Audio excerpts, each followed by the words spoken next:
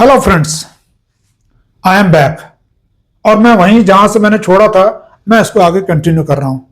तो हम बात कर रहे थे कैपेसिटर्स की टाइप, पोलर की और नॉन पोलर की, और हमने वहां पर बहुत लॉजिकली समझा कि कैपेसिटर जो नॉन पोलर होते हैं उनकी वैल्यूज बहुत छोटी क्यों होती है, वो माइक्रो, नैनो, पिको फैराड में क्यों होते हैं, और जो ये हैं ये 100 और थाउजेंड्स ऑफ माइक्रो फैराड में क्यों होते हैं। क्योंकि पोलैरिटी के केस में क्या होगा, चार्ज जो होगा वो ज्यादा होगा। इसका मतलब जब भी कभी आपको चार्ज चाहिए हो ज्यादा, तो आपके पास कोई ऑप्शन नहीं है, आपको पोलर में जाना पड़ेगा। बट मान लीजिए मुझे नॉन पोलर कैपेसिटर चाहिए पर ज्यादा चार्ज का चाहिए, सेम मान लीजिए मुझे 10 माइक्रोफैराड चाहिए, नॉन पोलर चाहिए, तो कैसे बनाऊंगा?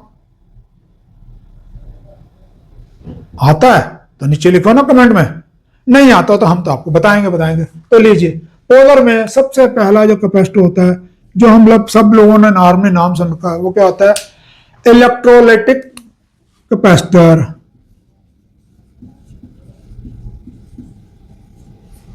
और मोटा सा हल्का सा एल्यूमिनियम इलेक्ट्रोलाइटिक कैपेसिटर, एल्यूमिनियम कह लीजिए उसे, क्योंकि नॉर्मली वो एल्यूमिनियम का ही बना होता है, तो उसकी बॉडी देखें, वेट बहुत हल्का होता है। क्या फीचर है उसका? मेन सबसे पहले चीज है उसका जो चार्ज है वो कहां तक मिलता है। तो हम लोगों ने जो एल्यूमिनियम इलेक्ट्रोलाइटिक कैपेसिटर देखे हैं वो यहां से शुरू करके 10,000 माइक्रोफैराड तक हमने देखे हैं। ठीक है जी। What about the voltage? इनकी वोल्टेज कितनी मैक्सिमम मिल जाएगी? तो 470 तक तो हमने देखा, इसका मतलब अप टू 500 वोल्ट डीसी। क्यों डीसी? क्योंकि पोलर है ना, तो पोलर में डीसी ही आएगी ना, एसी नहीं आएगी। क्योंकि अगर एसी तो फिर पोलैरिटी चेंज होती जाती है, तो इसलिए एसी जो है नॉन पोलर। तो यहां तक आ गया।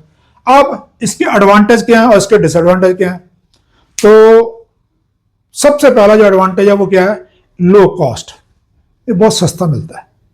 दूसरा, ज्यादा चार्ज स्टोर कर पाता है। तो जितने भी हमारी पावर सप्लाईज होती हैं उन सबका डी फैक्टो स्टैंडर्ड, मतलब यही यूज होगा, इसके अलावा आप यूज ही नहीं कर सकते। तो सब जगह ही यहां पर ही आपको एल्यूमिनियम इलेक्ट्रोलाइटिक जो है कैपेसिटर लगेगा। बड़े बड़े कैपेसिटर होंगे डिपेंडिंग अपॉन वैल्यूज। अगर आपने कभी एसी ड्राइव्स खोल के देखी है तो उसके अंदर देखो इतने मोटे मोटे कैपेसिटर्स होंगे, 4 कैपेसिटर लगा रखे होंगे, तो पता लगेगा अरे वो पीसीबी में इतने बड़े बड़े 4 कैपेसिटर लग गए। तो इसका मतलब क्या है? सबसे बड़ा जो है इसका अंदर चार्ज ज्यादा स्टोर रहता है। दूसरा, हल्के होते हैं, वेट कम होता है। तीसरा, ज्यादा वोल्टेज तक मिल जाते हैं। चौथा, सस्ते हैं। पांचवा, डिसएडवांटेज क्या है? तो डिसएडवांटेज क्या है? सबसे पहला, ये कैपेसिटर्स लीकी ज्यादा होते हैं। लीकी होते हैं ये क्या मतलब? अरे सिंपल सा रीजन है, अगर आपने कैपेसिटर को चार्ज करके रख दिया तो इंटरनली अपने आप लीक करके वो चार्ज धीरे धीरे खत्म होता जाएगा।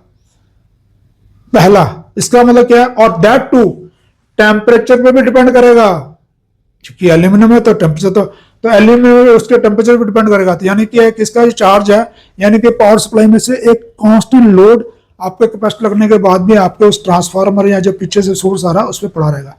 दूसरा, they are not good for high frequency. High frequency का मतलब क्या? अगर आपने 50 किलोहर्ट्ज की अपने कोई साइकिल ले रखा है, ऐसी ले रखी है, तो वहां के लिए अच्छा नहीं है, क्योंकि हमारे यहाँ तो 50 हर्ट्ज है, तो 50 हर्ट्ज में टनाटन चलेगा। तो इसीलिए हम कह रहे हैं आपको एडवांटेज पता लग गया, 2 डिसएडवांटेज में। इसका मतलब कभी भी, तीसरा, कभी भी इस कैपेसिटरों को, मान लीजिए अगर आपने 555 के बारे में कभी पढ़ा हो, तो हम लोग ना एस्टेबल मल्टीवाइब्रेटर बनाते हैं। तो एस्टेबल मल्टीवाइब्रेटर में क्या होता है? चार्ज आता है फिर डिस्चार्ज आता है, चार्ज आता है फिर जाता है, चार्ज आता है फिर आता है। तो ऐसे केस में जहां पर आपको चार्ज डिस्चार्ज ज्यादा करना है, तो डोंट यूज दिस कैपेसिटर्स, क्योंकि ये टाइम के हिसाब से इनका ये परफॉर्मेंस पुअर होती है और टेम्परेचर पे और वोल्टेज पे डिपेंड करती है। तो इसलिए क्या हुआ, फायदे क्या हुआ? मेन फायदा क्या हुआ? टोटल रिजर्वायर पूरा चार्ज को रख लेता है, ताकि जब ऊपर नीचे पीछे से वोल्टेज हो तो भी संभाल के रखता है। तो आपकी पावर सप्लाई को स्टेबलाइजेशन के लिए लो कॉस्ट तो वेरी इंपॉर्टेंट फैक्टर है। ठीक है। अब दूसरा जो होता है, पता है आपको? दूसरा जिसका नाम है टैंटालम कैपेसिटर्स। टैंटालम एक मटेरियल का नाम है, उसका बना होता है, और इसे नॉर्मली कोई लोग इसे बीड टाइप की भी कहते हैं, कि जैसे बीड होती है ना, ऐसे गोल सी बीड सी होती है, ऐसे करके एक कैपेसिटर होता है। तो कहां से कहां तक मिलते हैं अवेलेबल? नॉर्मली ये आपको पास में जो है ये तो 220 माइक्रोफेराड तक हमने देखे हैं, बट इनकी वर्किंग वोल्टेज ज्यादा नहीं होती। वर्किंग वोल्टेज नॉर्मली 35 या 50 वोल्ट तक मिल जाते हैं बेसिकली, उससे ज्यादा नहीं मिलते, यानी कि ज्यादा वोल्टेज के लिए नहीं। बट नॉर्मली हमारे पावर सप्लाई में हमारे पास 12 वोल्ट, 18 वोल्ट, 24 वोल्ट इनपुट होते हैं, वहां मिल सकते हैं। इनका मेन एडवांटेज क्या है? सबसे मेन एडवांटेज क्या है? इनका साइज एज कंपेयर टू ये जो रेशियो है कैपेसिटेंस की, वो कम है। मतलब कम जगह में ज्यादा कैपेसिटेंस ले लेता है। जब भी आपको ज्यादा जगह कम चाहिए ज्यादा। दूसरा, इसका इंटरनल लीकेज बहुत कम है, तो ये कहते हैं गुड क्वालिटी वाला कैपेसिटर। बट कॉस्ट ज्यादा है, कीमत बहुत ज्यादा आता है। टेंटलम कैपेसिटर महंगे आते हैं, एरा वगैरह नत्थु वगैरह नहीं बनाता, बहुत कम मैन्युफैक्चर होते हैं जो टेंटलम कैपेसिटर देते हैं।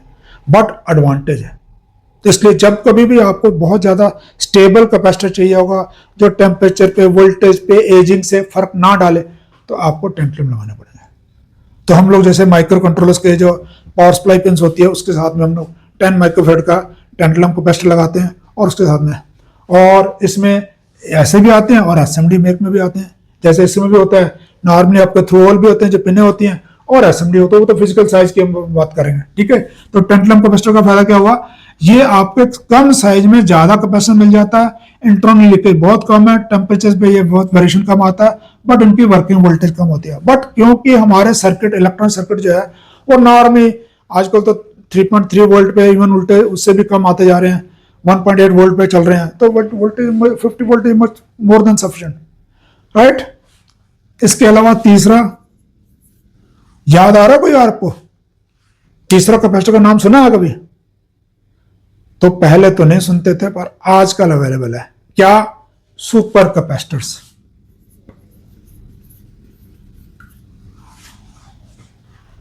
भाई इसकी वैल्यू 0.1 फैरेड से, अभी मैं देख रहा था 1000 फैरेड तक अवेलेबल है। लो कर लो बात, 1000 farad, which is a very very big capacitor. But voltage, क्योंकि इतना बड़ा चार्ज है और वोल्टेज ज्यादा होगी तो बहुत बुरी हालत हो जाएगी ना, तो वोल्टेज 3 वोल्ट टू 5 वोल्ट तक, मतलब 3.3 वोल्ट या से लेकर 5 वोल्ट तक अवेलेबल होते हैं। वोल्टेज ज्यादा नहीं होती। कहाँ यूज होते हैं? जहां पर भी आपको ये ईवी के अंदर, बैटरी के अंदर, चार्जिंग के अंदर जो है आपके, वहां पर ये सभी यूज होते हैं बेसिकली। बहुत बड़ा चार्ज है, बट ये, और कंस्ट्रक्शन इसकी अलग अलग टाइप के मटेरियल है जिसके बारे में आपको पढ़ना पड़ेगा। हम लोगों ने सिर्फ एक ही जगह पे यूज करते हैं। कहां पर? जब हमने एक सेल यूज कर रखा है, मान लिया मैंने एक सेल यूज कर रखा था, और मेमोरी को, मेरी कोई आईसी थी जिसकी अंदर मेरे को रैम आईसी है, मतलब अब आपको पता है रैम के अंदर से अगर वोल्टेज हट जाएगी तो क्या होगा? रैम का कंटेंट उड़ जाएगा। अब मुझे वो सेल वीक हो गया, मुझे सेल चेंज करना है, तो सेल चेंज करना तो फिजिकली जैसे ही मैं निकालूंगा तो इसके अंदर तो वोल्टेज है नहीं, तो उड़ जाएगा। तो क्या करा जाता है? लो जी, इसके पैरेलल हमने एक ये लगा दिया सुपर कैपेसिटर। अब आप जब इसको निकालोगे तो ये लगा हुआ है, तो ये रैम को तब तक आप चेंज कर दोगे, उतनी देर के लिए संभाल कर रख लेगा वोल्टेज को। तो आप में से जिन्होंने डिजिटल डायरीज यूज करी थी, उसके अंदर भी ये कॉन्सेप्ट होता था कि आप जब सेल को चेंज कर रहे हो तब भी आपका जो कंटेंट है सारा उसके अंदर पड़ा रहेगा, कोई भी डेटा नहीं उड़ेगा। तो एग्जाम्पल, ऐसे ही जो बैटरी बैंक बनते हैं आज के दिन में बड़े बड़े जो हैं, उस केस में भी यहाँ यूज होता है। तो सुपर कैपेसिटर सार पहले नहीं होते थे, जब हमने कॉलेज की पढ़ाई करी तब तक सुपर कैपेसिटर नहीं आए थे, आज के दिन में इजीली अवेलेबल है। बट इसके अंदर क्योंकि इतना ज्यादा चार्ज है, तो डबली श्योर करिए लगाते समय। आप देखिए इसमें क्या है, इन तीनों के अंदर क्या है, जब भी एल्यूमिनियम इलेक्ट्रोलाइट कैपेसिटर होगा तो इसके ऊपर जो है ना, जो भी इसकी नेगेटिव लीड होगी वो नेगेटिव नेगेटिव नेगेटिव मार्क हो रखा होगा, यानी कि जब आप कैपेसिटर को देखोगे तो नेगेटिव नेगेटिव मार्क। और टैंटलम कैपेसिटर में क्या है, प्लस मार्क हो रखा होगा, और इसमें भी नेगेटिव मार्क हो रखा होगा। तो ये देखिए क्या है, ये इसमें प्लस मार्क रखा है, तो आपको ध्यान रखना है इसमें और इसमें जो आपकी नेगेटिव लीड है वो लोअर वोल्टेज की तरफ जाएगी। मैंने ये नहीं कहा ग्राउंड, चाहे वो -5 वोल्ट है, लोअर वोल्टेज की तरफ जाएगी, और जो दूसरी लीड है वो इसी में, इसमें जो प्लस लीड है वो हायर वोल्टेज की तरफ जाएगा। इसका ध्यान रखेंगे। ये 3 टाइप के कैपेसिटर ही हैं, पोलर जो कैपेसिटर हैं जो ज्यादा यूज होते हैं, ठीक है। और इसके बारे में मैं अगली वीडियो में डिस्कस करूंगा। तो अगर आपको हमारी वीडियो अच्छी लग रही है तो हमारे चैनल को लाइक, शेयर, सब्सक्राइब करें, और अपने बच्चों के साथ में जरूर शेयर करें जिनकी अभी तक नौकरी नहीं लगी। Thank you and have a nice day.